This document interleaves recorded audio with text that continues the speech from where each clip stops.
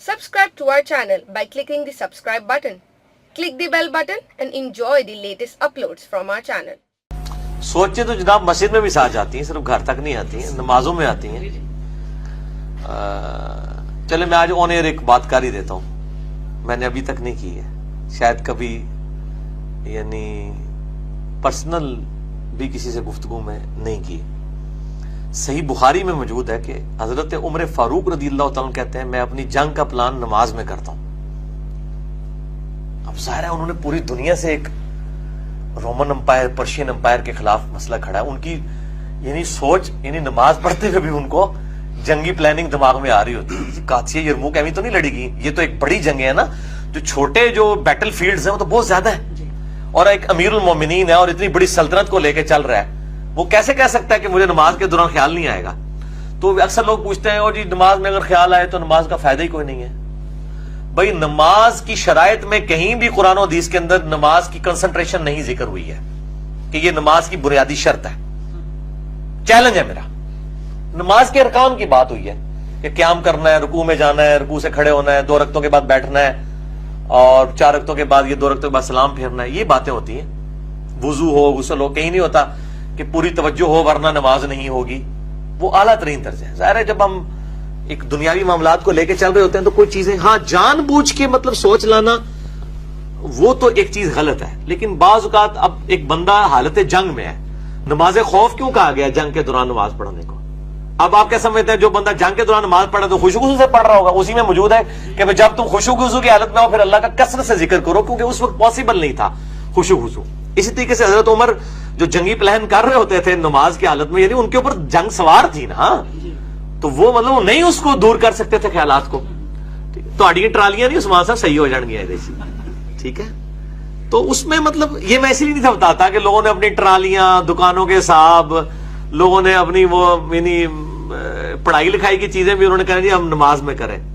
यानी आप जब उस लेवल के ऊपर हो कि आप इतनी बड़ी रिस्पॉन्सिबिलिटी आपके ऊपर, यानी प्राइम मिनिस्टर ऑफ पाकिस्तान अगर इस कैफियत से गुजर रहा है ना, उसके रिलैक्सेशन जरूर हो सकती है, आम बंदों के लिए नहीं हो सकती है, कतई नहीं हो सकती। नमाज में जो सफ दुरुस्त करना है इसमें क्या जरूरी है, पांव का पांव से मिलना या कंधे का कंधे से मिलना? ये मैं उस सूरत में आपसे दरियाफ्त कर रहा हूं कि जो तो हजरात साथ साथ खड़े हैं वो तो ये दोनों चीजें पूरी कर सकते हैं, लेकिन एक बंदा जो बीच में कुर्सी पे बैठा हुआ है, कुर्सी पे भी अक्सर लोग नमाज पढ़ते हैं, तो वो किस चीज का एहतमाम करें? क्या वो कंधे से कंधे की लाइन में कंधे से कंधे ही मिलाएगा, वो पांव से पांव नहीं मिलाएगा।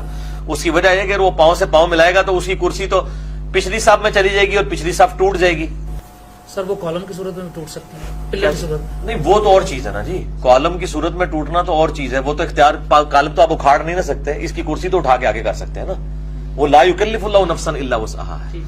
अच्छा, नमाज में यह है कि आपने इमाम से आगे नहीं होना। तो जो बंदा कुर्सी की जो सीध है वो मुक्तदियों के साथ करता है, यानी कुर्सी की पिछली वाली 2 टांगे, उसके पांव अगरचे आगे चले जाते हैं लेकिन बाकी कंधा और चीजें जो है वो मुक्तियों के साथ होती हैं, ठीक है।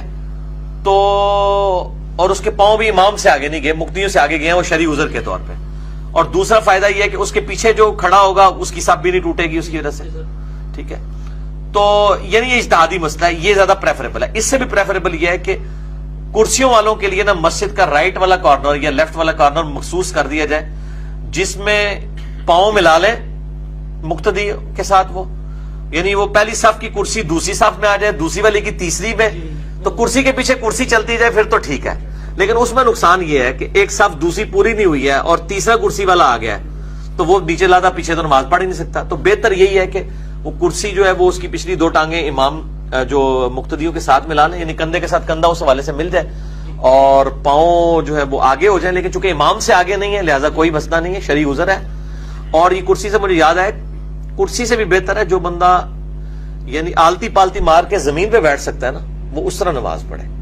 अगर बाद लोगों को घुटनों का मसला है उनके लिए तो कुर्सी ही होती है, लेकिन इसके अलावा अगर कमजोरी की वजह से है ना तो कुर्सी पे नमाज ना पढ़े, खिलाफ सुन्नत है, वो नीचे आलती पालती मार के बैठे, ठीक है।